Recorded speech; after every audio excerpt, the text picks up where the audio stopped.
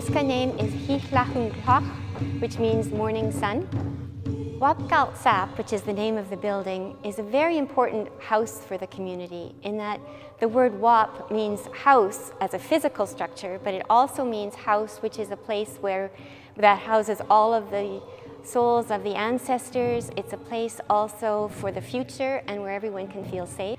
So Wap Galt Sap is the house of the community, and that means that everyone in this community now has a house where they can come. Maybe students in their first year can come here and feel that they're maybe not so far away from home. It's also a place where they can meet with their elders and learn about tradition. This building, I think, has the potential to make a significant community change and also to be a place where you come in and you feel like a different person in some ways. It has that spiritual aspect. Well, when we brought the poles over, I think that I was still in my own mind working because I was thinking about how the pathway itself had been designed for this procession to accommodate enough people so that with the big arc so that we could all come through the front door.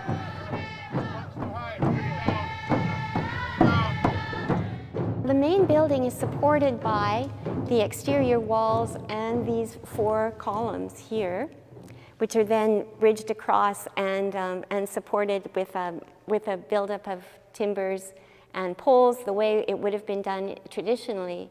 One of the key aspects of working with that is that things have to be notched together to understand exactly how these large logs are going to shrink over time. Also, the clear story element, or what is called in MAJ-ic the ala, was a very important part of traditional design because that was how fresh air and light would come into the building. In the center of the building is the fire where heat is provided, and as well that was a place where the food for the extended family would be cooked. So fresh air was brought in from the ala, which was up at the top, and the ala would be, a member at that time, would be a piece of wood that could be pulled down with a rope so that it could be adjusted. And therefore you could get, depending on the winds, you could get just the right amount of fresh air coming in, fresh air coming out, and could also adjust for light, hopefully keeping the rain out also. Apparently sometimes a little bit of snow would come in, but generally you could adjust for the weather by this movable element. So that became an important part of the modern structure as well. We wanted light to come in from above because again that was how it would be done traditionally, but also because then it warms the space with this additional source of light. The Wilhosk Niska Institute, or WWNI, which is the Niska University, has a new campus that Nancy designed for the now 25-year-old university, having an affiliation agreement with the University of Northern British Columbia. The main building, daycare center, residences, and science and technology buildings are based on the Niska Longhouse tradition, where elders have for countless generations imparted their wisdom to younger citizens. Nancy Mackin has worked extensively with Indigenous communities to reconstruct their ancient architectural wisdom for the purposes of sharing the wisdom across generations and to improve understanding of how new buildings can also enhance activities on the land. Examples include this igloo constructed with Inuit knowledge holders and students in April 2016 in Cambridge Bay, Nunavut, and the willow frame structure constructed the previous November in Inuvik, Northwest Territories. The Lac-Hazap Daycare Center and Playground are in the Niska village of Lac-Hazap on the far northern tip of the British Columbia coastline. Wood poles and an exposed roof structure express the cultural importance of wood in Niska history. The daycare center borrows its shed-roofed form from the cookhouse structures used in traditional Ulukan fishing camps, and the hyperbolic paraboloid form of the play structure references how young people represent the future while retaining wisdom from their elders. The Coast Salish people of southwestern British Columbia, including the Tsawwassen First Nation, were architectural innovators. Their longhouses were the first curtain wall buildings to be built anywhere in the world. The 2 linked longhouses of the Tsawwassen Youth Centre represent the 2 age groups within the centre. The younger set, from kindergarten to grade 7, will have a large play space named the Otters. On the opposite side of the building, the teen longhouse contains a social space called the Wolf Pack. Architectural artwork that will add to the oral histories encoded in the design include carved welcome poles depicting 2 young people and 2 large cast glass windows depicting the stories that led to the room names that were carefully chosen and voted on by young Tsawwassen First Nations citizens. Anthony Jameson Design Studio designs and creates custom kiln-cast architectural glass panels which meet aesthetic and engineered specifications. From our earliest recollections, we have been fascinated by the play of light. The dance of sunlight on the ocean's surface, the way light filters through the canopy in a forest, the way it penetrates underwater through a kelp forest, the way it is refracted through cut lead crystal. Light shapes the way we engage with the world. Working in glass, casting patterns and designs, allows us to explore the changing way light tells a story. We create custom work both in-house and in collaboration with First Nations artists, which exploits texture, pattern, and brilliance. We strive to execute First Nations designs both accurately, but also in a way that broadens the dialogue created through the visual language of art and expression.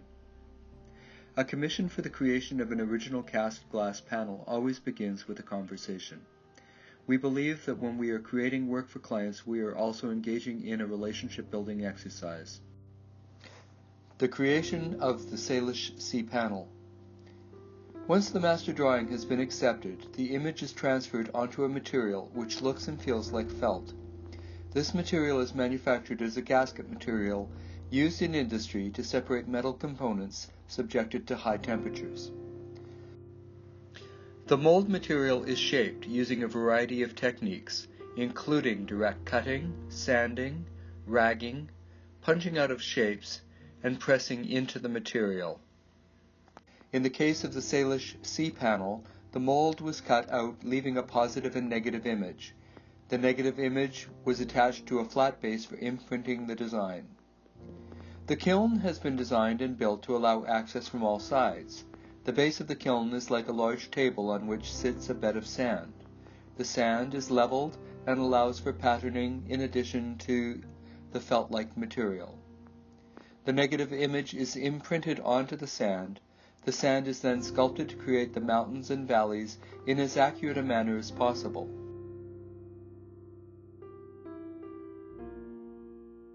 The design is keyed to allow the prepared glass to be brought and matched up with the prepared negative space.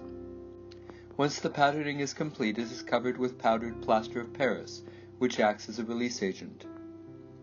The next step is to attach the positive prepared mold material to the prepared glass panel.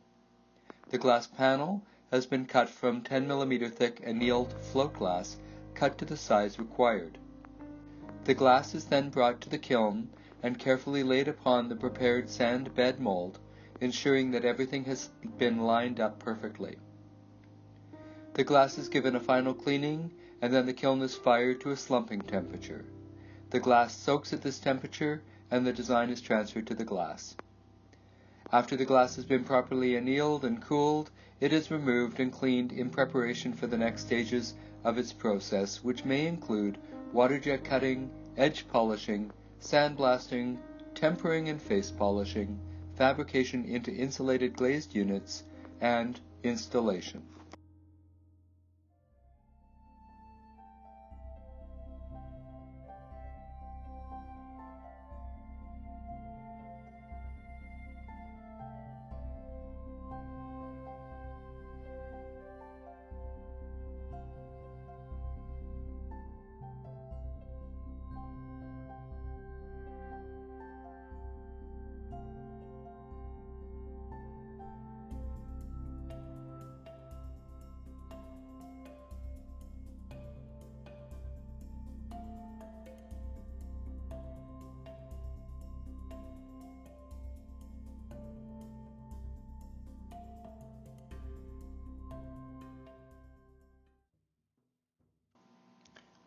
The honoring figure.